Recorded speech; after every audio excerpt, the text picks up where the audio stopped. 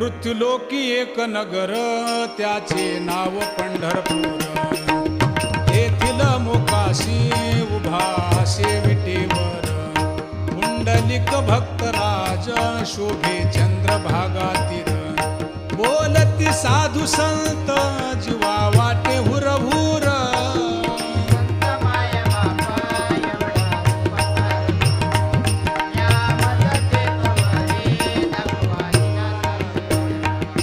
मज नाही हात पाय डोळा पडली झांपड. कर्ण हे बधीर झाले वाचा बोले बोबड.